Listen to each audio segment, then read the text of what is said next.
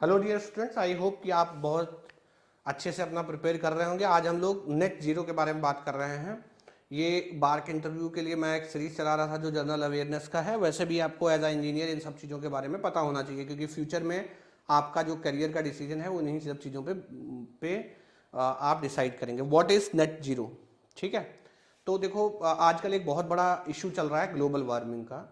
Global warming में क्या हो रहा है, globally on an average 2-3 degree Celsius जो है वो टेम्परेचर बढ़ रहा है, जिससे आपको पता है कि ग्लेशियर वगैरह मेल्ट होंगे और बहुत सारी ग्लोबल वार्मिंग से प्रॉब्लम्स हो रही हैं, राइट। अब ग्लोबल वार्मिंग होता क्यों है?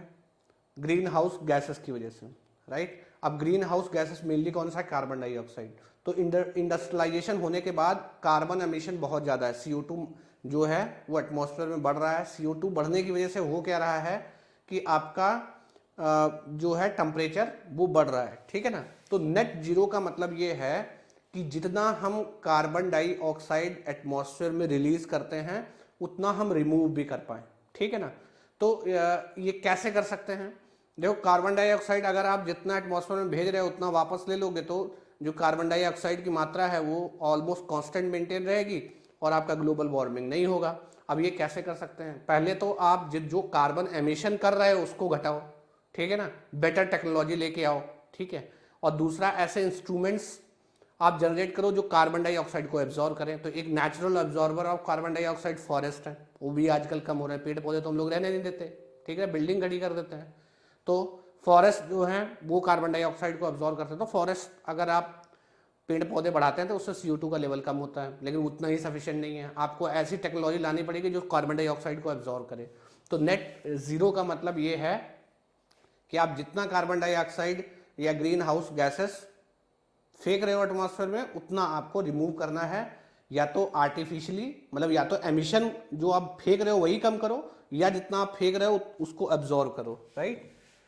तो वो है नेट चेंज। अब क्लाइमेट चेंज हो रहा है, आपको पता है, ठीक है ना।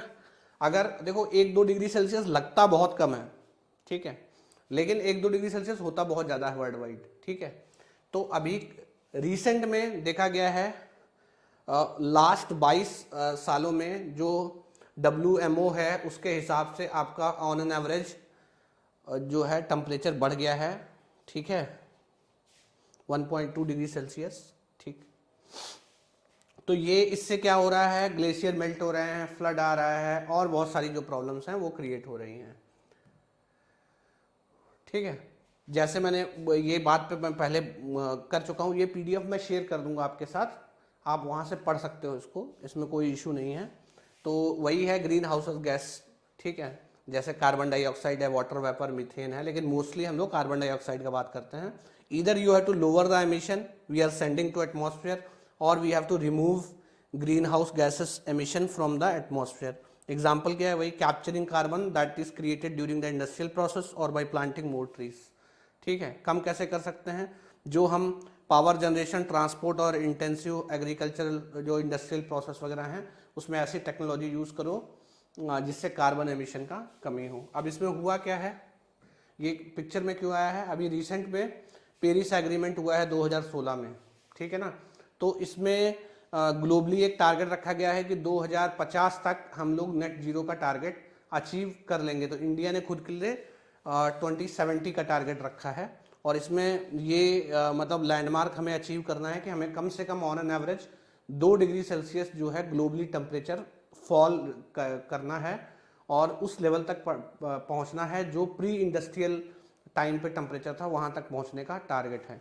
अब इसमें अगर आपको कार्बन एमिशन का मेन सोर्स का है, अगर आप कोल पावर प्लांट लगाओगे वो सबसे बड़ा है। जहां भी आप कोयला, ऑयल और गैस बर्न कर रहे हो आपको CO2 एमिशन मिलेगा ही मिलेगा। तो इसका एक सेफर साइड क्या है? न्यूक्लियर एनर्जी की साइड में जाओ। अब जापान आप देखो, जिसने अपने न्यूक्लियर रिएक्टर बंद कर दिए थे वो वापस रीओपन कर रहा है, क्योंकि वहां से आप कार्बन एमिशन कम कर सकते हो। ज़्यादा न्यूक्लियर एनर्जी, मतलब न्यूक्लियर एनर्जी कार्बन एमिशन नहीं करता है, तो वहाँ से आप अपना जो कार्बन एमिशन है उसके लेवल को कम कर सकते हो। तो जैसे मैंने न्यूक्लियर एनर्जी का बताया कि उसका एक न्यूक्लियर वेस्ट उसका एक प्रॉब्लम भी है, लेकिन एट द सेम टाइम जो वो आपका है कार्बन एमिशन वाला जो प्रॉब्लम है उसको सॉल्व भी करता है, राइट। तो न्यूक्लियर एनर्जी इसमें अच्छा कंट्रीब्यूशन कर सकता है कार्बन एमिशन में, तो ये आपको पता होना चाहिए। तो अब इससे आपके सीखने वाली बात क्या है? फ्यूचर में ऐसी टेक्नोलॉजी पे जोर दिया जाएगा जो जिसमें कार्बन एमिशन कम होता है, जैसे सोलर का जोर रहेगा, रिन्यूएबल एनर्जीज का जोर रहेगा, न्यूक्लियर एनर्जी का जोर रहेगा, ठीक है ना। तो आप ऐसे क्षेत्रों में अपना कैरियर बनाइए जो इनसे रिलेटेड है, क्योंकि 2050 का टारगेट है, तो 2050 तक आपका करियर लगभग एंड तक आ जाएगा और उस समय तक ये सारी टेक्नोलॉजी बूम पर रहेंगी और कोल बेस्ड टेक्नोलॉजी तब तक फेज आउट होने वाली होगी, ठीक है ना।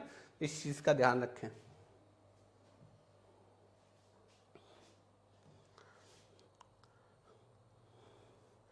अगर आप गेट एंड ईएससी का तैयारी कर रहे हैं तो आप हम लोगों के साथ जुड़ सकते हैं अनअकैडमी प्लस का सब्सक्रिप्शन लेके। प्लस एंड आइकॉनिक सब्सक्रिप्शन पे अभी आप 27% सेव कर सकते हैं। All you have to do is use code JSG live. And most important thing, bar का टेस्ट सीरीज आ चुका है, आप 269 रुपये में ले सकते हो, ठीक है ना। ये टेस्ट सीरीज 10% ऑफ के लिए आप कोड भी लगा सकते हो JSG लाइव, राइट। तो आपको 10% ऑफ मिल जाएगा इसमें। सो अनअकैडमी ऑफलाइन आ रहा है दिल्ली में, राइट। सो आप इस नंबर पे कॉल करके या QR कोड स्कैन करके ज़्यादा डिटेल ले सकते हैं। उड़ान एंड बुनियाद बैच अनअकैडमी पे चल रहा है, स्टार्ट हो रहे हैं नए बैच 18 से। उड़ान 24 के लिए है, बुनियाद 25 वाले एस्पिरेंट्स के लिए हैं। आई होप कि वीडियो आपको अच्छा लगा होगा, इन्फॉर्मेटिव रहा होगा। नोट्स जरूर बना लीजिएगा और कमेंट बॉक्स में कमेंट करके ये बताइएगा कि वीडियो आपको कैसा लगा और वीडियो पे आपकी क्या राय है। Thank you very much.